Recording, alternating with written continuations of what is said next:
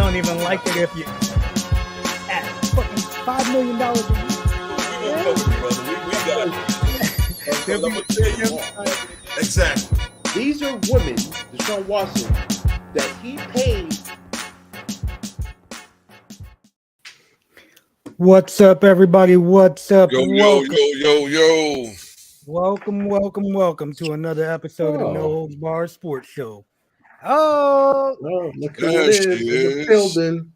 I am Lil Ryder, one half of the Dead Presidents, 1/3 of the Los Lunatics, and Badal, you know who it is. Your three-time Hall of Famer, and I'll say it to the day I die, the best big man to ever grace the New York City metropolitan scene. Give a damn what anybody says. And below me, here we go. The OG, the senior neighbor of the crew. Bounty Hunter started that shit. Then Cowboy Willie Watts, yeehaw, came in behind him. And the American gangster himself took it on out the damn door. Peace in the Middle East, motherfuckers. And I'm the Fit Katya. No titles. Just an Instagram fitness model and trainer. There we go. She said the picture tells the whole story. She ain't even got to give a damn commentary. That's right. Yeah. We got to sell ourselves. What she got to do exactly. Turn the camera on. Yeah. Exactly. We already got kinetic flow in the building. What's going on, Mr. Mike? You kicked my ass today, but that's a whole nother story. I saw the video he posted. Looks good. I ain't looked at it yet. He just posted it like 10 minutes ago. What's up, Pops? What's going on? And but yeah, let's hold on. Let me put this up real quick. Make sure y'all like and subscribe to us on Facebook and YouTube at No Holds Barred Sports Show. Hit the bell, get notified when we're on. Tell your friends about us, let them know. You know, today we have a big guest. You want to do the intro, Mega? Sure, I will do the intro. So I have known this person for a minute and trying to get on the show. Just keep forgetting to ask her. Asked her last week. She was like, of course. So without further ado, it is my great honor and pleasure to welcome former WBC and IFBA World Champion from the Boogie Down Bronx. Yes, sir. Okay. Maureen Shea. Welcome, Mo. Hi, thank you guys for having me on. Welcome. And then also, hold on. Also, we have a special guest sitting in the car with Mo. A surprise guest is Phil Daru, and he is the trainer of champions, obviously, since he's training Mo. And if your boy thinks about, making a WWE run at 51, I might give him a shout. But that's neither here nor there. Welcome, Mo. Thank you so much. He's going to bring you back. You're going to come over. He's going to bring you back. You're going to make a run. He's going to bring me back, for sure. That's what he does. Listen, if you're going to do it right, you're going to do it with Phil. That's right. Cody Rhodes are coming for you. But anyway, thanks for coming on. I know you're in the middle of driving. Please be careful. Yes. Yeah. Please. But before we start, do you remember? You probably don't remember. Do you remember the actual first time we met? I'm sure you don't. You know I get punched in the head for a living, right? Yes. Okay. So the first time I met you was in 2006 at Iona College. It was your fourth fight. Oh, that's right. Yeah, that's right. That's right. Let's look it up. Yeah. Yeah. That was crazy. That was over 15 years ago. But anyway, I know. Isn't it crazy how time flies? Crazy. So we'll just get started. So first, what are you up to now? I'm still fighting. I'm still fighting. I'm ranked number 2 in the world by the IBF. I'm top ranked, top 5 in all the major sanctioning bodies. I work for Phil. I'm his executive assistant, and I'm just, that's really it. I mean, I own part of a tequila company now, One with Life Tequila, with Lisa Elovich, boxing promoter, Teofimo Lopez, what's his name? Who?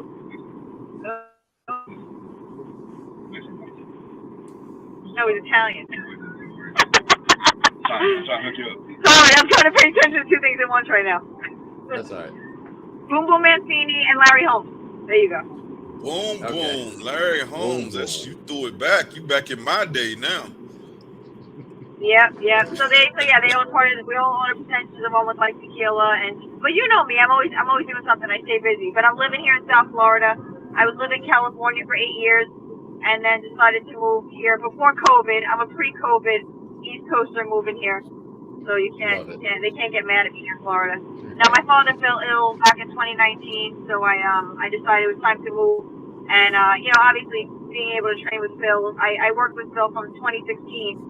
And then I was back in California, and then, I came back, and I knew that I was going to continue fighting. So I started working back again with Phil and Derek Santos. Nice. Awesome. So how long do you think you'll keep fighting? Well, I told Phil when on my 43rd birthday I'd retire, because he doesn't want me fighting anymore. So, listen, that's the goal. I have my goals right now. Unfortunately, I just sent out a press release.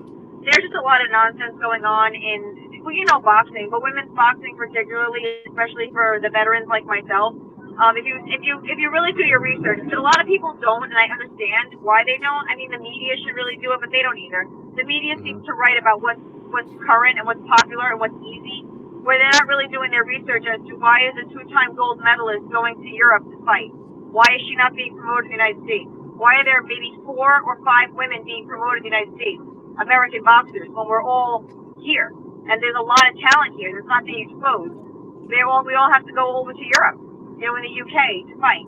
And a lot of the veteran fighters like myself who have a lot of fights, we're being asked to go up in weight. I'm being offered world titles at 130, and I'm like, for what? Could I win? Sure, but for what?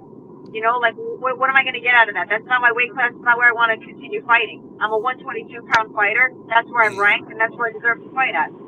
So there's just a lot of politics going on, and I'm in a little bit of a back and forth with Matchroom right now because I was scheduled to fight for the IBF interim world title, being that the champion was out medically until after June, and I was scheduled to fight Ellie Scottney by Eddie Hearn announced it in Sheffield in April 29th. And then that fight fell through because scheduled a new venue. And you really can't do that in boxing because the IBF orders this fight. The fight has to happen. So this is where we're at right now. But I'm demanding to fight the champion. So that's where we're at.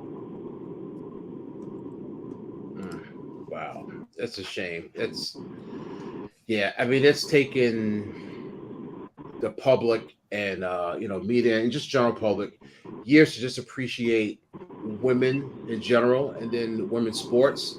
But in my opinion, like you just said, we still as a society got a long way to go to appreciate women. And like you said, there's great athletes here in the U.S. There's money in the U.S. There's a demand for it in the U.S. And the fact that women have to go overseas to get. Dana White did it with the UFC. Yeah, it's crazy. So let me go back for a second. So for those who don't know, Mo actually is her other nickname is, I'm throwing it right back, is the real $1 Million Baby. And that's because she trained Hilary Swank for her role in the $1 Million Baby. When you joined NABA NABF in Durham, North Carolina. Somebody wrote that. Yeah, we had a question for you, Phil. You fought. Oh, tell Phil I remember. Yeah, I just told him. You told him. He's Yeah. 20 years old. That was actually Phil, that was actually the guy that I told you, Mike asked me, the guy that trains me. Because he, like I said, he's in a circle. He knows a lot of guys. So that was the guy who just made that comment, the guy that I was training with earlier. That's what's up. Yeah, I was same day weigh-ins. Went in there, Raleigh, and ended up winning pretty good win there. That was 14 years ago. Man. I'm getting old. Wow. Mike said he's a huge fan of your stuff. Tell him I appreciate it, man. Thank you. For sure. Mo, you have any what's a good positive memory from working with Hilary Swank? Oh, my favorite probably when I walked into the office and she was crying because, and I've shared this before, she was crying and I walked in, I'm like, why are you crying? And she's like, because I can't get it. And I laughed because I'm like, wow, you really want to be a fighter. Like you're really trying, and I knew she was committed to it, the role, but she was like just so frustrated. And plus she worked with Hector Roca and he was the easiest person to work with. But, but she really wanted it, and I think that's the best memory because she just respected the sport so much and she respected the fighters, everyone there at Gleason's that trained and including myself.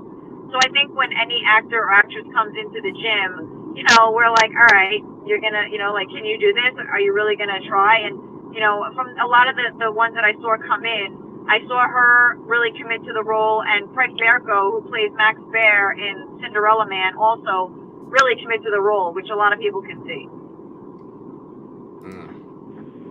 Awesome. That's really good.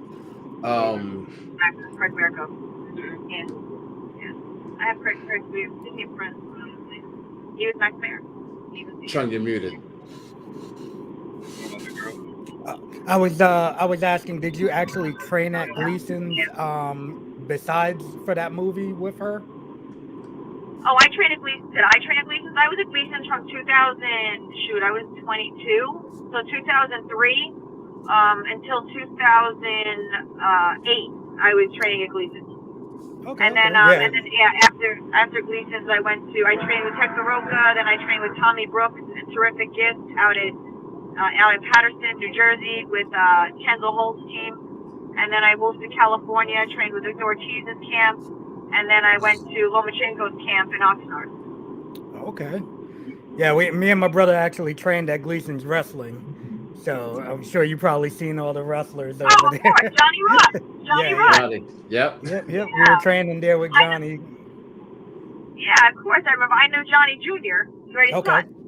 Yeah, Johnny, and then I also was really good friends with they called him Ricky Vega. Okay, yeah. Machete. Oh. Yeah, he trained with us for a while. That's Vega. Cool. I know that dude. You remember him? Wow. Yes. Yeah, he did the LAX gimmick with Homicide for a little minute. Yep. Yeah, and then he moved, and then he became a cop. So I think he's a cop right now. Mm-hmm. Yep. Well, last I talked to him, yeah. Ephraim. Ephraim is his name. Yep. Wow. Yeah, last I talked to him,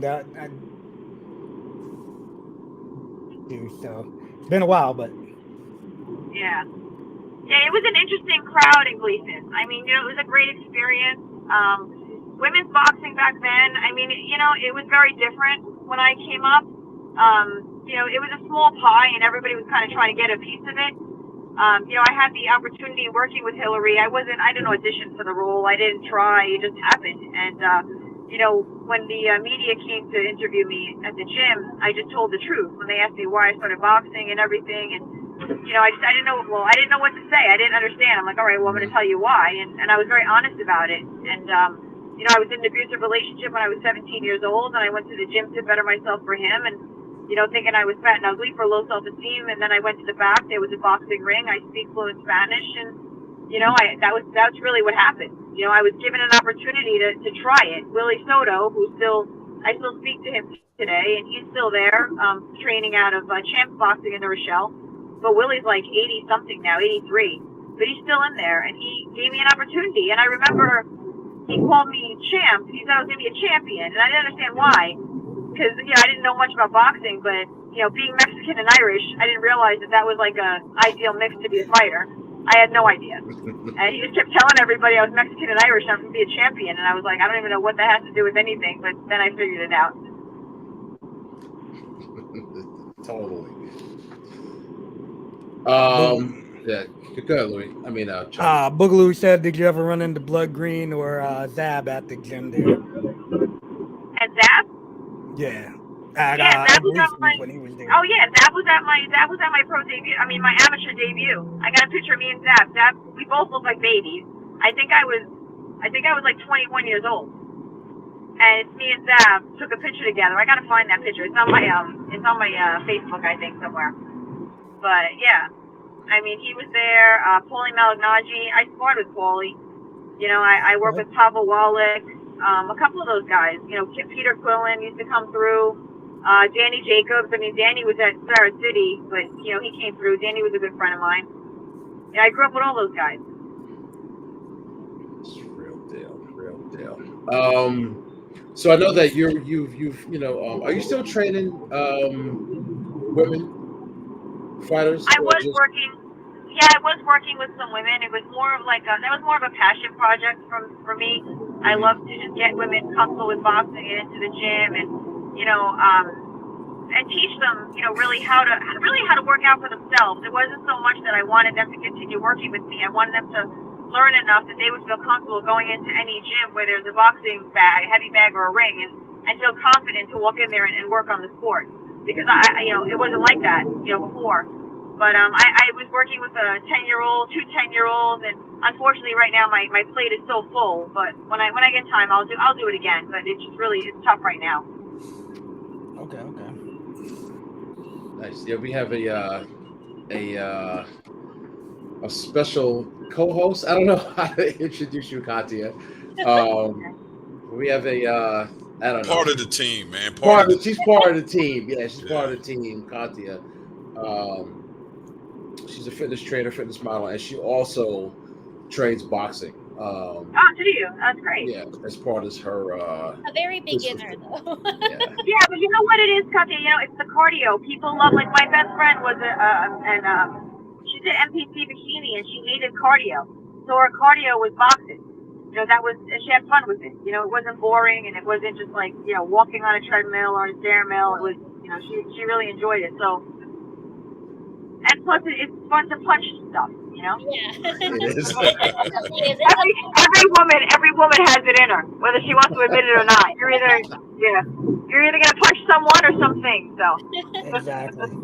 Yeah, it is a lot of fun. It is good cardio. It's much better than it's just nice to mix it up and not like be on a treadmill or a Stairmaster or a bike all the time. And it's much more fun, active, and I love the mental aspect of it too. Well, the time almost goes by so fast because you're so focused on what you're doing and trying and working. And if you're an athlete and you're really connected with your body and and even your emotions, all of it. I think that boxing is such a beautiful art just for those reasons, because I really enjoyed it. It was also, I've said it before, where it's like it taught me what my parents couldn't teach me, because it's very unforgiving when you're in the competitive aspect, or at least in sparring. If you're not being honest with yourself, outside of the ring, it's going to affect you when you're inside of it. And I think I really enjoyed that challenge, challenging myself outside of it and inside of it, and then working hand in hand. Yes, sir. That's so true. So Not wrong, 100%. yeah, I know you're a role model for many women, but tell us who are some of your role models?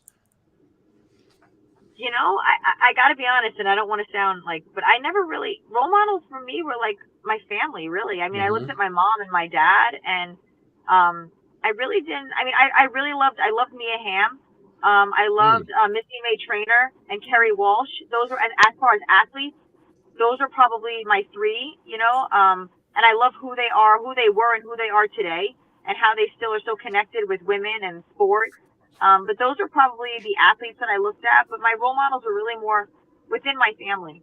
And, and I think in boxing, I really didn't follow many females back then. I mean, Christy Martin was definitely iconic because of her of her guts. And I'm friends with Christy now, and I love that I can say that because I've shared with her stories of you know, how much she's impacted me, you know, in boxing.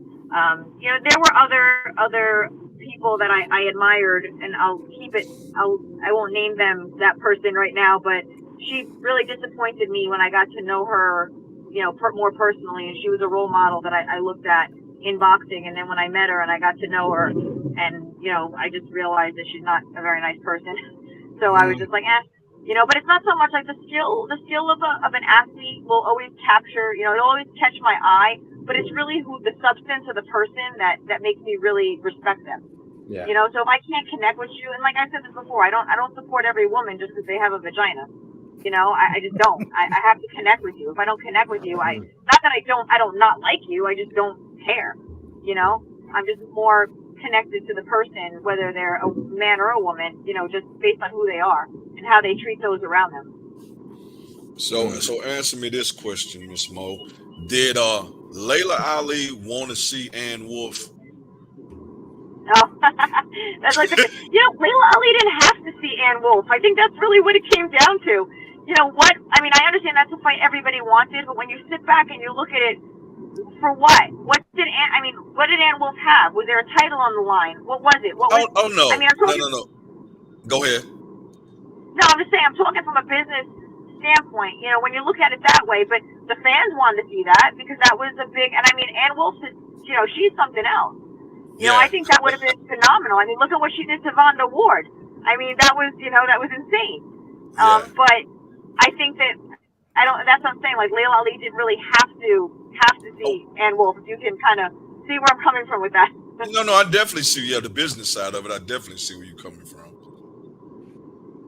Yeah, I definitely see. But that was just like you said, one of those fights that you know, I watched you know, highlights on Ann Wolfe and you know, of course, seen Layla Ali fight, and I was just like, wow, I would have loved to see that fight. You know, that's just like when Layla fought Christy Martin. It was like Christy was older, Christy was much smaller, so it really was like, oh yeah, that was ridiculous. That was exactly. But if you saw Layla Ali fight Jackie Frazier, now that was a great fight because they were both equal. Yes. You know, neither one of them had amateur experience. You know, it was very different. But again, that was more for the. So yeah, that was more for the namesake. You know, but like Christy fighting Layla Ali, I mean, that's a 135 pounder fighting a 165 pounder. Exactly. You know what I mean? Like that, she didn't need to do that, but she did it. That was her choice, and I respect her for it. But that's not fair. You know, you can't look at that and go, "Oh, that's a fair fight." You know, and that's the thing though. Back then, there wasn't that many name fighters. That's what you want to see is the name fighters, which is why, you know, I don't understand personally why I'm not getting a fight when I have a great record. I'm 30-2 with 13 knockouts. I haven't lost a fight in 14 years. I'm ranked top 5 in all the sanctioning bodies. Why am I mean, that's why I put my Instagram profile. I must be the most feared woman in boxing because I can't seem to get a fight. You know, I mean, I'm not gonna fight out of my weight class because I shouldn't have to. And I think that a lot of these female boxers, they should stay in their weight class, you know, and then decide if they want to go up and down. But I'd like to win. I won the IFBA at 122. I'm ranked at 122. I'd like to fight at 122 or 118. Yeah. We have another question here. Kinetic Flow says, Mo, what do you think of Holly Holm's boxing style, like strict boxing? So Holly Holm came from a kickboxing background. Oh, Phil said bye. See y'all later, man.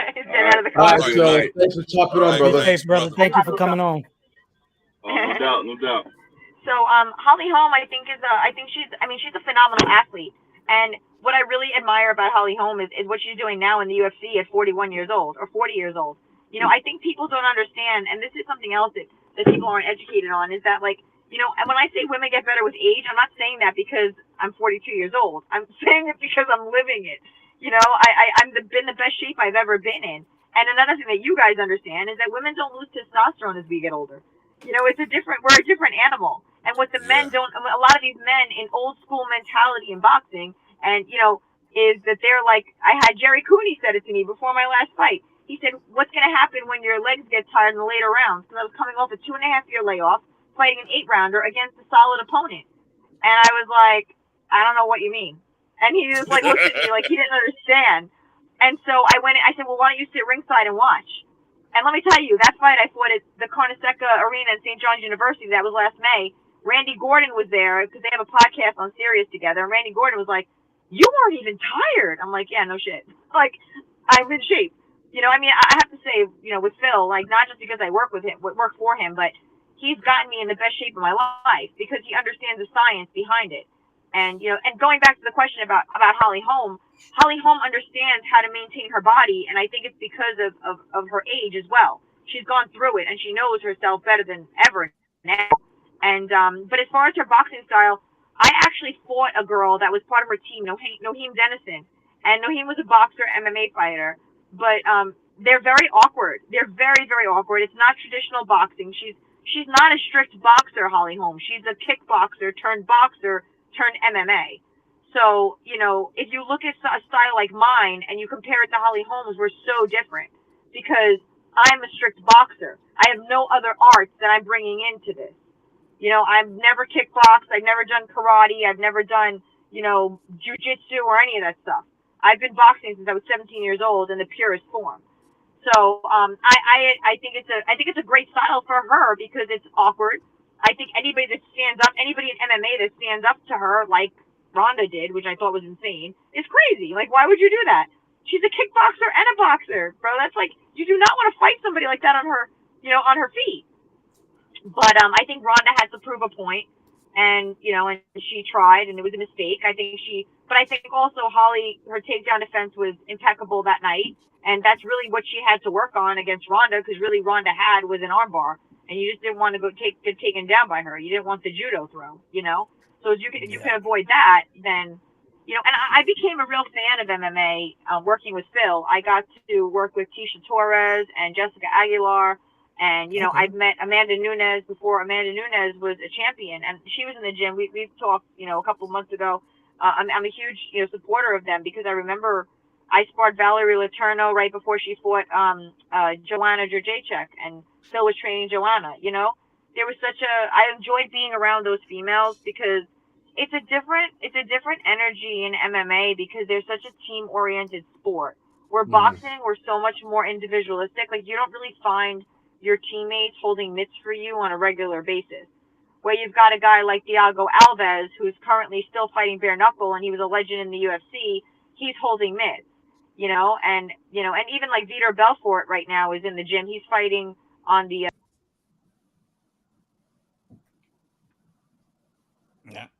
Yeah. We lost it a bit. We lost. She dropped out on us. I thought I was making sure it wasn't my headphones. No, it's show you back. Well, in the meantime, let me just put this up here again real quick. Make sure y'all check us out on Facebook and YouTube at No Holds Barred Sports Show. Okay, it looks like she's back. There you go. She's back. Can you hear us? Maybe not. But yeah, subscribe to us on Facebook and YouTube at No Holds Barred Sports Show, where you can watch us every Tuesday. Every Tuesday. Yeah, I had what do you call it? I did I was working for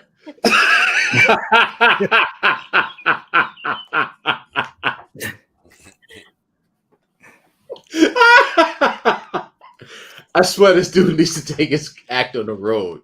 This dude is hilarious. Oh my god.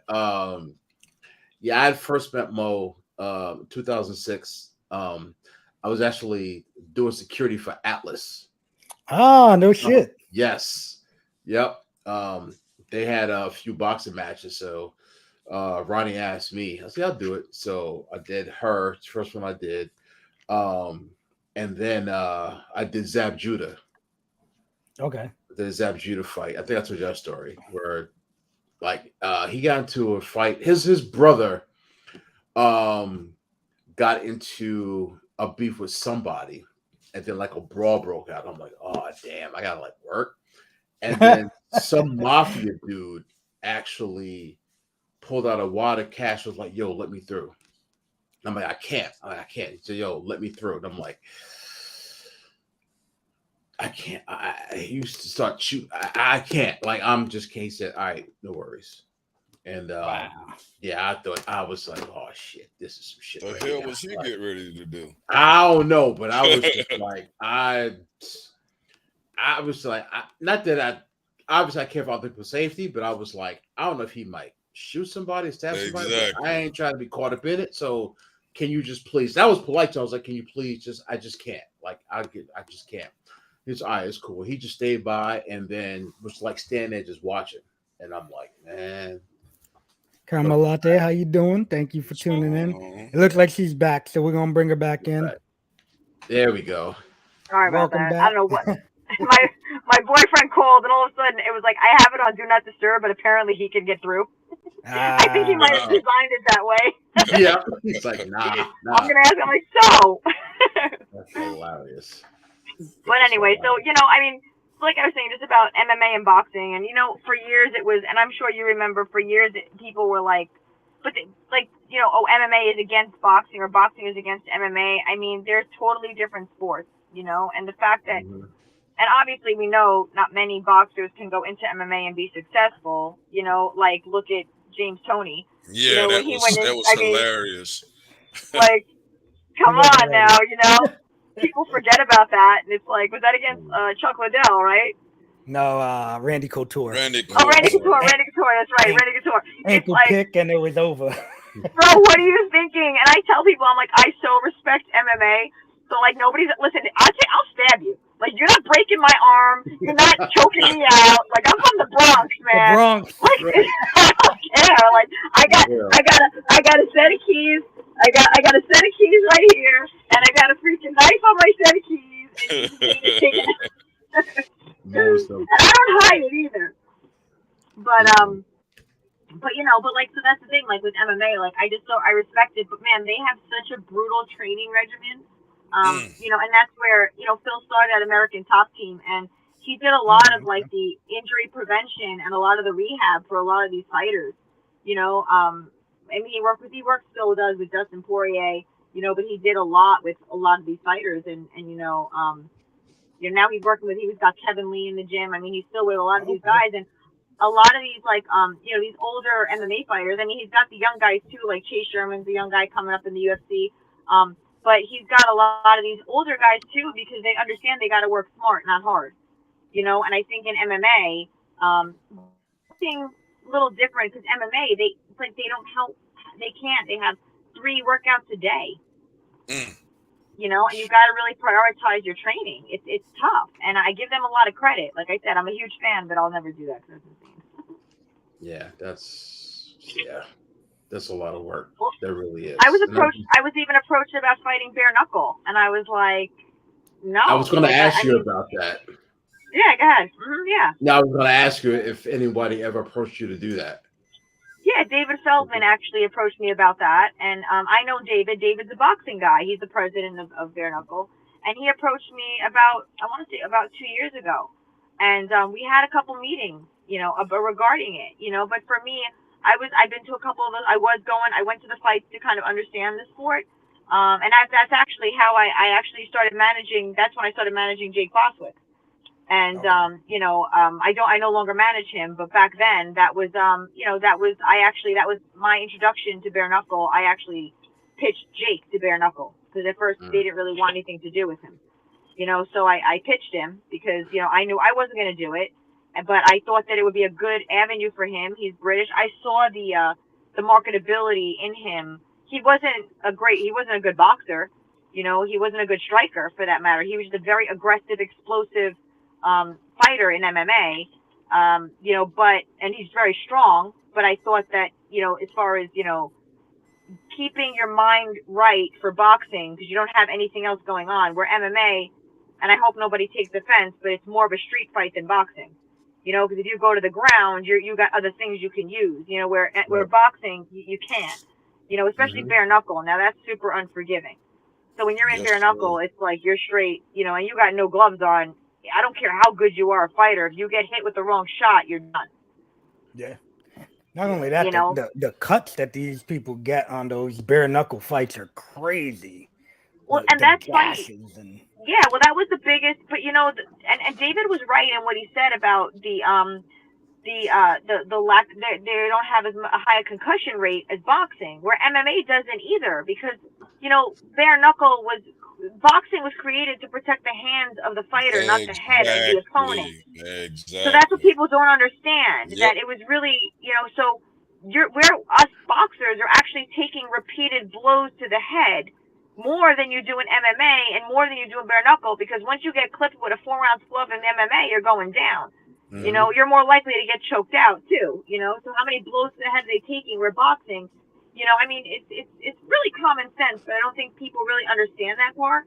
So the cuts are the biggest thing, and David was telling me, like, you're gonna get cut, and I'm like, yeah, I like my face, like I'm okay, like I need to get a new nose, but that'll happen when I'm done, because I can't breathe out of my left nostril. And I live in South Florida, so I'm sure there's tons of places I get a nose job around here. Oh yeah. But yeah, so that's like the thing for me was the cut, and I'd never been cut in boxing, so I'm like, no, Oh wow. I think I'll pass on that. yeah, not the way you want to start getting cut, right? Yeah. No. Not at 41 years old. Or I was 41 or 40 when he approached me. I was like, yeah, it's not cut. I don't care who. Listen, I respect the women that do it. It's definitely I worked with Britton Hart a bit, and I think that it's a very it takes a certain kind of mentality, and the same thing with MMA. We're just cut from different cloths. It's not that one's tougher than the other and all that nonsense. Nobody's Right. gonna. I don't disrespect them. They don't disrespect me. It's a different art. Yeah. Mm. Everybody, everybody enjoys different things, not everybody is a boxing fan. Not everybody's an MMA fan. I remember when MMA first came out, how everybody was, oh, it's cage fighting. It's, animal stuff. And it was like, man, I couldn't get enough of it. Like, I still remember watching UFC 1, so. Yeah, I remember Yeah. Wow. UFC. Yeah. Wow. No weight classes and No weight whatever's classes. whatever. I was just talking with my Yeah. pops about that. They're celebrating 30 years. I remember watching UFC 1 with my pops. I remember that. Isn't Yeah. that crazy? It's like I remember too, where it was more of like I think it was more like I didn't understand it. So for me, it was more like I can't watch something. I need a dictionary to understand. I didn't know what a Peruvian necktie was. I didn't know what all the rubber guard. None of it made sense to me. Yeah. I used to call jujitsu touch butt, because I didn't understand that. I was like, why would you want to have your head in somebody's crotch? Like, that to me is like, that's way too close. I don't know. Unless you're in a sexual position, okay. But other than that, I'm good. Like, I don't know about all that. So it was funny, because even when I was at American Top Team, I was training with Phil, and they'd be doing jujitsu in the background, and I just sit there like, that's way too. But I mean, again, an art I respect. I've met some, high level practitioners, and that's tough, man. That's a whole other I remember. thing, I remember the first time I saw. Exactly. was- With different strokes. Somebody had like a jiu-jitsu gym, like at my regular gym back in Jersey, and I'm like, why are they like rolling around together? Like, what are you doing? Why do you like being that close? Like what? And then I actually started getting into it in 2017. So I was going through a breakup, and it is amazing therapy, and I loved it. I was a baby, and I was like, oh my God, I'm just learning so much. And it was like human chess. And then the amount of calories I burned, like it was insanity. Insane. Well, and now it's a different, well, you're working a different energy system too. Mhm. And it's a different, like the even just the muscle, like it's a different kind of muscular endurance, and I learned a lot of that actually from Phil, because I'd ask him, like, because he trained the MMA fighters a bit different with us, because we're more of endurance athletes, but theirs are a little different, with their, their energy systems, because they're more in those clinches, and they have to be comfortable. Like, boxers can't even hold each other for like 5 minutes; they get tired. You know what I mean? So it's like it's different. It's like but it's just very interesting. I love that. But what I love most about it is the way that Dana White showed that women combat sport athletes are marketable in the United States, and why these boxing promoters in the U.S. it's like they jump on the bandwagon for a little bit, and then they're like, okay, I'm good.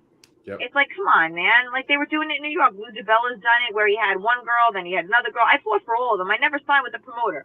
And these are things I didn't understand. I'm self-promoted to 30 and 2 with 13 knockouts, 2 world titles, 2 regional belts.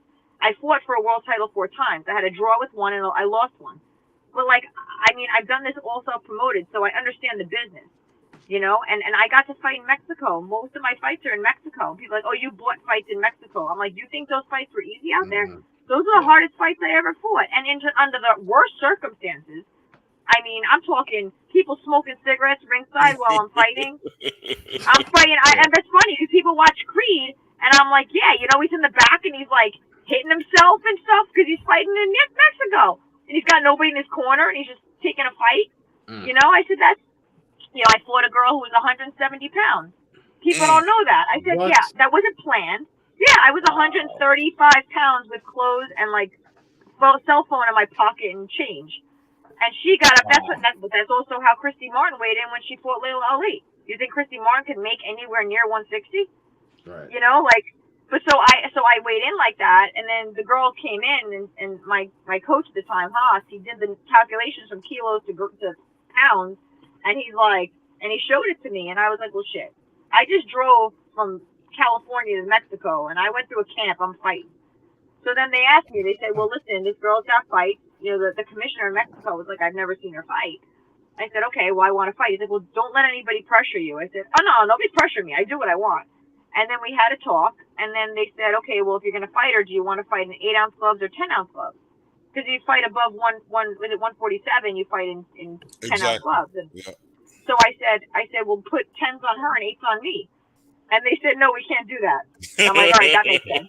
So I was like, all right, well, I guess I'm fighting her in 10-ounce gloves. I've never been hit by a 170-pound chick before, but I'm going to try not to get hit. Right. So we went and we fought, and she tried knocking me out the first round. She blew her load, as they say, and then I beat her. I fought her over 4 rounds, and I beat her. Awesome. But I've had quite some, I mean, listen, the experience I've had in I've been boxing for, you know, more than half my life. I'm very confident now. It's confident in my experience, and I'll fight any girl at 118, 122 pounds that makes sense. Any world champion at those weights because I can beat them. And that's where I'm at right now. And I'm like, okay, you know, if they want to try to, you know, phase me out, they're not going to phase me out because it's like I train with the strength and conditioning that I do. I train with the best. Like like I told you, he's where all the older guys, I mean, all the young guys, but the older guys go too because it's safe, you know. And I'm strong and I have better, you know, my body fat and I walk around 130 pounds, you know, and I'm lean and I'm fit and I work in the gym that I strength train at. I mean, I've created such an amazing life for myself that I'm very fortunate, you know, but I've also worked hard for it. That's great. That was actually one of the questions. He said, "How's your view on strength and conditioning changed over your career?" So, and that's a great question. See, I love these questions because I've always been an advocate for lifting heavy weights. And I'm going to tell you why. Because when growing up, my brother was a bodybuilder and he was a power lifter. And he was 10 years old, or he is 10 years older than me. And I remember I would get jealous because he would go to the gym with my mom and nobody ever took me. And all I ever wanted was that cut in my bicep, which I now have. You know, like that little cut. Yes. I can't show you because I'm holding the phone. But I always wanted that bicep, that little pop. And so I originally went to that gym because I was from the abusive relationship. I went to that gym to lift weights, you know, when I was 17, and I started lifting weights, and I always loved it. But I worked with some strength and conditioning coaches over the years, and I think that the strength and conditioning for boxing, especially with females, because listen, we're different than the men. We're not the same. Like I think that's something that has to be said. And like my body is not like yours, so I'm not gonna lift the same way that you are. You know, I have to strengthen different muscles. My upper body strength is nowhere near as strong as your upper body strength. So I have to work on, you know, my posterior chain. We're pushing creatures, things like that. So I think that strength and conditioning for boxing, and especially for females, has really evolved over the years. But I really enjoyed it. I enjoyed it when I was working in the beginning, but I don't think it was. I was doing a lot of Olympic lifting and, you know, a lot of that kind of stuff. It was more like football player type strength and conditioning because that's what my strength coach. That's what his background was in, and Olympic lifting. And he was wonderful, Vincent Sullivan, and he really set a foundation for me. But then when I got with Phil, I started to really work on the little things, like the explosive aspect, really working my posterior chain, really focusing on that. You know, Phil really found my deficiencies, my hip imbalance because of my stance. You know, and he really works on those things. I mean, he has a whole protocol when he first meets you, and that was in 2016. He took me through his whole thing, and I was like, oh my gosh, like, and the biggest thing for me was that he asked me about my menstruation. No other coach has ever asked me about my menstruation. And I'm like, that plays a role. It's a huge role. Yeah. But nobody ever wanted to talk about it. And I'm like, oh my God, when he asked me, what's your cycle like? I was happy to talk about it because I'm like, oh, thank God. Like, because I was shunned for it in the past. I was shunned in boxing. Like, you couldn't say you about your period because then you'd be complaining, you know, or something like that. Right. So I'm like, but it does have an effect. And I mean, I battled through it. I never spoke up about it, but it made me like, and that's the one thing. And I know that, you know, Katya can understand that I'm like, you know, we have this hormonal, like hurricane going on inside of us that nobody knows about. And, you know, we have to balance that, and we have to understand why we're not able to perform on like as well, or why do we have our heavy legs during this time, and why is it, but we can still work around it. It doesn't mean that it's a problem. It just means we need a coach that's able to identify it, or we're able to express it, and then he could, you know, auto-regulate our workouts so that it doesn't mind fuck us. You know what I mean? Because I mean, I know for me, I would think I was shit for like a week and a half, you know, and then all of a sudden, like, oh, I'm fine. And then we look at like we're psychos. We're not psychos. We're hormonal. You're hormonal. My God, you know what I mean? Like, but like, so I think that's what I like about the strength and conditioning now, and it just evolved, and I'm glad that I went through it the way that I did, because I learned so much about it. Like, I can talk about it now. Just, you know, Phil didn't only strength train me, he gave me an education. He continues to. You know, and I get to watch some of the best, you know, fighters in the world train with him, and even like with Timberland and Kevin James. I mean, I watched their evolution. I mean, Timberland has been something else. I mean, if you guys can go check out his stuff, I mean, what he's done with Phil and what Phil's done with him, it's remarkable. Tim is like a different person. You know, his mood is better. He's like, you know, he comes in, he works freaking hard, you know, and he comes from a tough background. But he works super hard, and that's why he takes Phil with him when he goes to Cali, because he's like, I need this. This is my lifestyle. Wow. That is amazing. That is amazing. So we're going to wrap up in a little bit. I know you got to run. You've been sitting there. Yeah. So I'm going to ask a couple of, like, non-boxing questions. Okay. What's your favorite meal while you're in training for a fight, while you're in camp? Sushi. I actually have a sushi roll named after me. Do you really? Katya's like, yeah. It's called the $1 Million Baby Roll. It is a rainbow roll that is over tuna and avocado roll, and then I get a sashimi roll with no ponzu, and I dip it in sriracha and chili oil. Oof. Okay. I'm Mexican. So. Yeah, yeah. That's a little spicy for me, but that's cool. Yeah, Katya loves that. You say yes. Oh, yeah. Keep it not spicy stuff. Oh, okay. But the sushi is good. Yeah, that's my favorite, and yeah, that's really my go-to. So when you're not training, you're just whatever. What's your favorite meal, like a cheat meal? So what's funny is that like my diet coach, who's also my best friend, Melissa DeWeese, she did bodybuilding, but she tailors my diet around, or my meals around, like, similar. And it's different than bodybuilding because it's so much stricter. But like, I don't really have anything. I eat whatever I want, really. Like when I want a cheat meal, because I maintain my weight so well, like I can eat a burger with French fries. Like if I tell her like, hey, I had a rough week, I want a burger and fries, I'll eat a burger and fries. You know, so I'm not really like, I'm not a big cake person, although carrot cake's my favorite. I'll eat a jar of peanut butter or almond butter, like straight up. So I mean, if that makes any sense, I really can't do my Reese's peanut butter cups, my favorite candy. The greatest thing ever. Yeah. Good choice. Yeah. Good choice. Greatest thing ever. Thank you. Ever. I'm glad I have the respect of the. Yes. I definitely fuck with some peanut butter cups. Peanut butter cups. Greatest. So we were going back. We haven't actually done. We haven't gone back and forth in a while. But what is your new favorite Halo top? Oh my God! Yes. I know for a minute we're going back and forth with Halo top. Yes. So, dude, Enlighten is the new Halo top. I've never tried it. I'm scared to. Bro, really? Right? It's completely like so for me, like the Enlightened, it's creamier. I don't know if Halo Top changed their how they make it, but Some of the it's not flavors the they same. changed. Yeah. Yeah, but I feel like the texture, like Enlightened, is so much creamier. It's so Is much it? creamier. And I So- love the peanut butter cup is my favorite. Like, Really? and then they have a red velvet that's really good. The mint chip is really good. They have a cookie dough brownie. Oh. Really, cookie dough brownie. I'm gonna check it out. Brownie. Because I know now Yeah. the Halo Tops. The only ones I get now is that they have like a.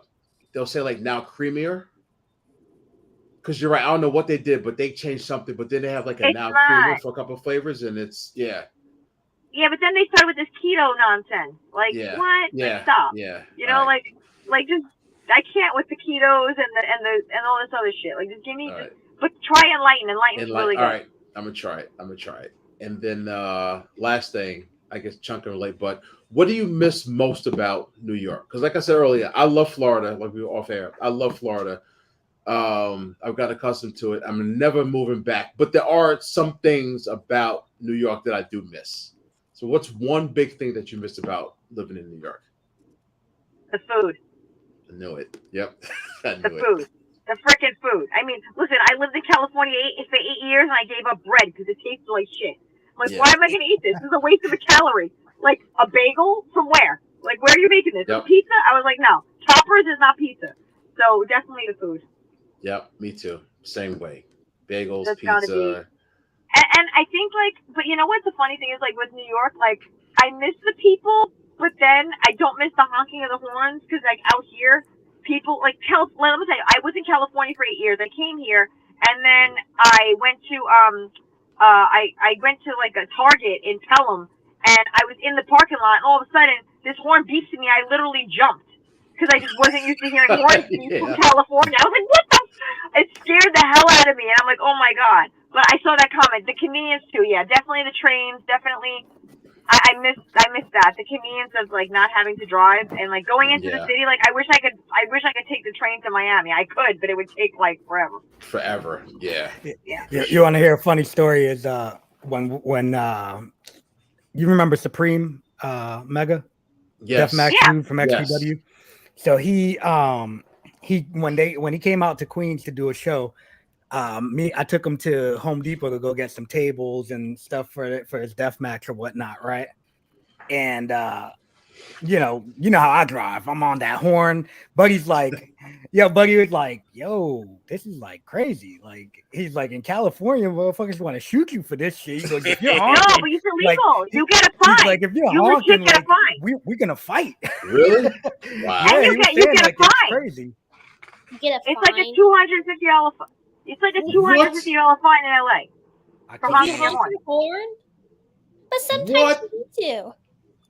If unnecessarily, like if you're on the horn, like a real, oh yeah, and then like a New Yorker? My friend, like a New Yorker, and then jaywalking is the same thing. If you jaywalk, you get like you step off the curb in LA, everybody stops. What? Not in New York, everybody stops. Because it's crazy. Wow. That's the one thing where I was like, this is nuts. Like people like literally would. I mean, but then again, you get on the 405 and they can't drive. Like, they don't know how to merge. If it rains out, you just better pull over and just leave your car on the side of the road because they'll probably kill you. Yeah, they're not. Yeah, they can't handle any of that. Yeah. That is so true. So true.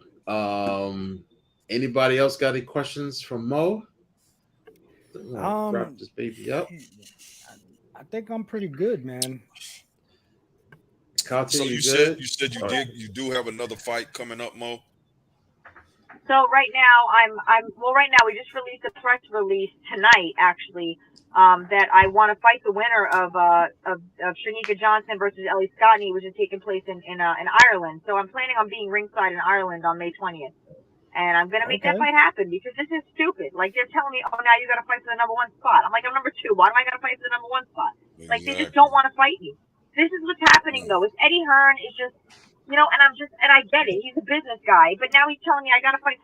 This girl's 6-0 with no knockouts. Why is she getting a world title opportunity? Like, I don't understand this. You got a girl who's so the girl who's a champion, Shanika Johnson, she won a vacant title coming off a loss, and she fought a girl coming off a loss. How does that make sense? Like, you got to be kidding me. These girls they're cream puffs. So I'm like, okay, well then fight a champion, fight a real champion. So overall, as far as boxing itself, what do you think the state of boxing is? Because I'm a big boxing fan. I mean, I'm in the corner of a young guy coming up, and I coach. I'm not a trainer. I'm more of a coach, and I train and I go to fights and all this. So, as far as in your eyes, what is the state of boxing in right now?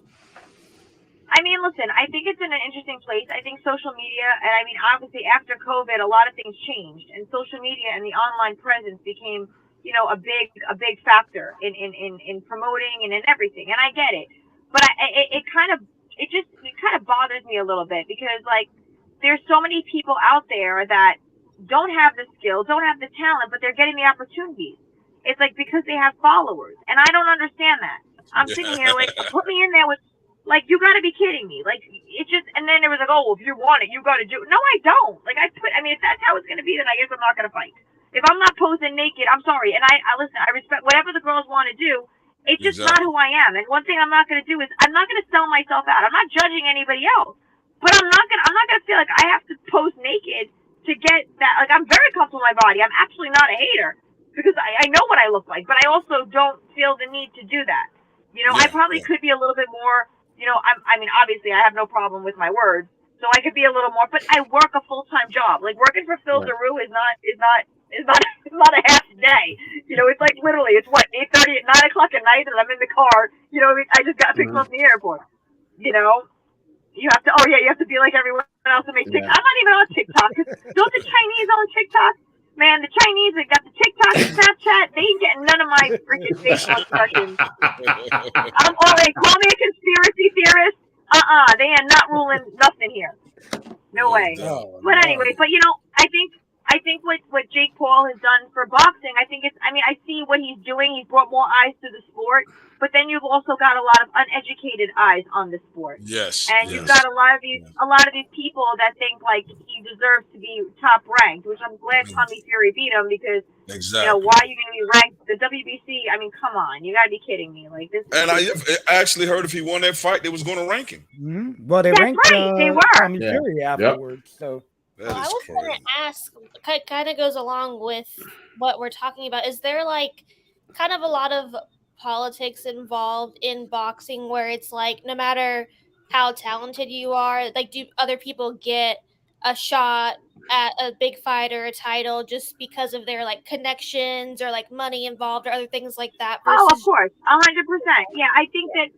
Listen, I sit back and I'm not putting myself on a pedestal or anything, but I'm very marketable. I speak 2 languages. I talk the talk. I'm not a bad looking girl and I can fight.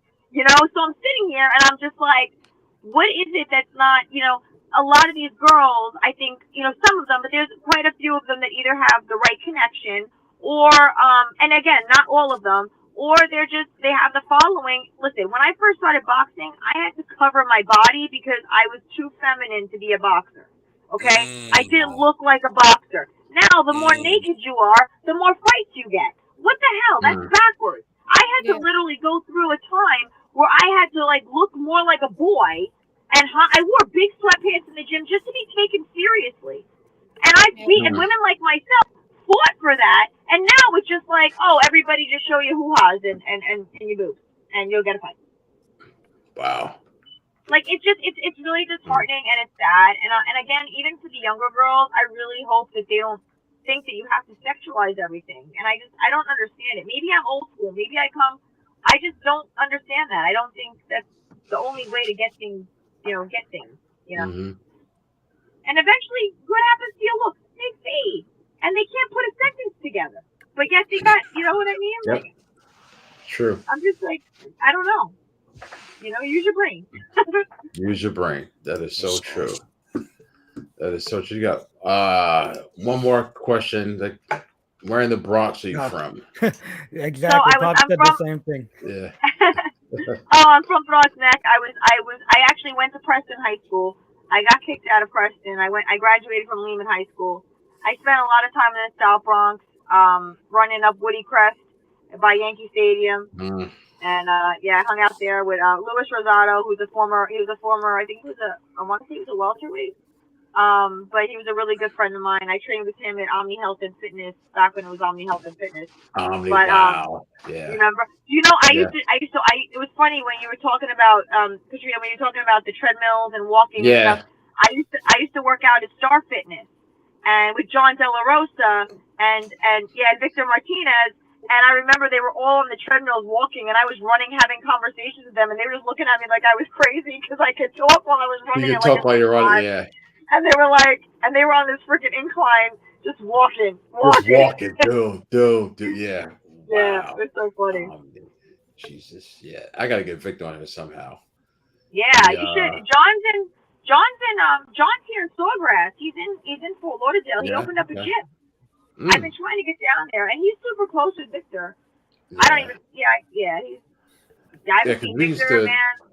Yeah, we used to not train together. We used to go to the same gym, and I would see him like once or twice a week. And I'm like, dude, like it just like just looking at him, it's just I get tired looking at him. He's just so like thick and he would get on a treadmill and just walk, and I'm like, damn, I feel sorry for that treadmill. And the first time I saw him, I saw his back, and I'm like, who the hell is that dude? And he turned around, I was like, oh, that's why. He's massive. Massive. You know who else is like that? I trained at Redcon. I was at Redcon, and Kai Green. Kai Green is ginormous. Yo, Kai, he's hysterical, nicest guy in the world, but man, he is just like, you see him, he's on the freaking stair mill, just walking, and just this big, he's huge. He's huge. Yeah, he is massive. Yeah. He is massive. So, Boogaloo said, yeah, you're too gangster for the game. And they did that. It's true.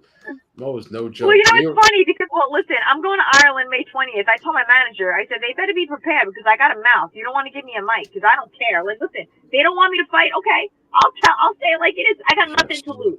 Because I'm at this point now, if I don't ever fight again, that's okay. But I need to speak up for these girls that can't. Because there's tons of women like me, and they think this is good for women's boxing. It's not. What's happening to me is not good for women's boxing. And I just want to make sure that if I'm going to go out, I'm going to go out fighting, you know? Love it. Excellent. Love it. The only way to do it, right? It's the only way to do it. But I feel like when you're young, you know, I get it because when I was younger, I was a little bit more like, oh, okay. Now I'm like, I get it. You know, like when you hit your 40s, you're like, whatever. You know, what are they going to do? More. No, you can't. You know what I'm talking about. You just like, if you like me, great. If you don't like me, okay, I really don't care. I know who I am. I'm happy with who I am. Whether if I have followers, I don't got followers, you know, I really don't care. Yeah. And speaking of followers, you could follow Mo on Instagram. Like that's my question. But I don't care if you follow me, okay? Yeah, but I care. At Maureen_Shea and on Twitter at Maureen Shea. I want to thank you so much, Mo. You gave blessings for the hour. You were like amazing. Thank you so much. One of the realest people I know and one of the best fighters ever. Thank you. I appreciate that. And like you said, you're just, you know, you can fight your ass off. You're real. You got a mouth. You're beautiful. You know what you're talking about. You should be like, you are on top of the world, but you should be on top of that another world. You should just be at the apex of everything. And I appreciate that. You know, shame on the baby boomer men that, you know, I don't want to say dictate how things go in this country, but it's just a shame the way some people still treat women and think of women, and they don't, you know, show women enough respect. Particularly in the sports world, but shame on them. But yeah. But I'm proud that I'm part of it. So whatever the movement is, again, like I said, you know, I'll just leave you with this. I did a podcast the other day, and they asked me what my biggest accomplishment was in boxing, and I said the funny thing is it has nothing to do with boxing. My biggest accomplishment is that I don't care if I don't need to be announced when I enter a room. I don't care if anybody knows me. The ones that care to know me will know me, and then they get the gift of who I am, you know. And those that don't, because they don't, you know what I mean? Like it's just people always. If somebody's not somebody, you don't know who somebody is until you talk to them. That's right. So he asked me to give his daughter advice, and I said, don't just judge a book by its cover, and don't think somebody's not somebody because, they don't have a bunch of people around them or they don't got cameras on them. Ask questions, and then you'll find out who people are. Yep. Amazing words. Amazing words. Boogaloo says to hop the guardrail, make your opportunity. And Pop to bring says the best of they bring the best of the Bronx out of you. And Yep. Carmel Latte says, hope you get your fight when you go to Ireland and keep kicking ass. So. Thank you. I really appreciate it. And I appreciate the kind words. And I only know how to be who I am. You know what I mean? That's really it. I mean, and it's worked for me so far, so I'll continue being who I am. Love it. Yeah, love it. So thanks again. And No problem. yeah, I will be in touch. And I'll definitely go when I come in May. We'll definitely. Yeah, let me know. I'll send you my number on DM. All right, cool. Okay, something. Have a good night. All right, Mo. Thanks for joining us. Thank you. All right, Mo. Bye-bye. Excellent. All right. Man, excellent. Yeah, man. Good stuff. Yeah, she's bad, man. Seems like it. Down to earth, the whole nine. Yep. Straight. Yeah, she's crazy. Just real tough and just keeps it real. Just straight New York. Yeah, you can definitely hear that. Yeah. Straight New York. The accent. Yeah. Yeah, you can. Yeah. Mm-hmm. So I don't know about Kenny. You got your beverage? I don't know if you want to do a little quick taste test or save it for next week. I've been drinking the whole damn time. Crown Reserve. Yeah, man. I've been drinking the whole damn time. That's what I've been doing too. Yeah, here we go. I'm gonna kick myself out. Go get my energy drink. Go ahead. Crown Reserve is a good one. I'm not gonna lie. After buying the 18-year Crown, it's a little harder to drink Crown Reserve. It's good. I mean, it's still pretty good, but the smoothness of that 18-year age is unmatched. But the cost is way different too. But it's good. I mean, I ain't knocking it. Now after drinking that, it's probably about a 7.5, 7. Well, that is a 8.5, 9. So close to 10. I mean, that 18 is smooth, but it's not a bad drink. It's like I said, especially for the price. Well, I finished mine, but I was drinking on this. Where is it at? Come on. There we go. Liason Space Dust. It was BOGO at Publix. So, I bought a double 6-pack. So when you get that stuff, do you just say, I'm going to try something, or do you have an ideal because you drink those kind of beers, what you're buying? When like that there, I bought because it was buy one, get one at Publix. So and you didn't have a clue of what it might taste. No, I've had it. The first time I ever had it, though, I bought a 6-pack of it because it was BOGO.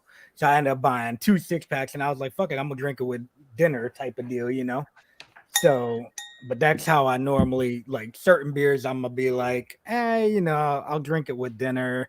But, I personally like a lot of stouts, and they're not good for drinking while eating. Those are more like dessert kind of beers because they'll fill you up too. Exactly. They'll have chocolate and all kinds of fatty notes, Dessert beer.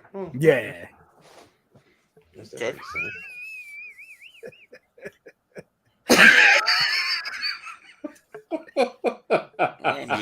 I'm ignoring. You know what?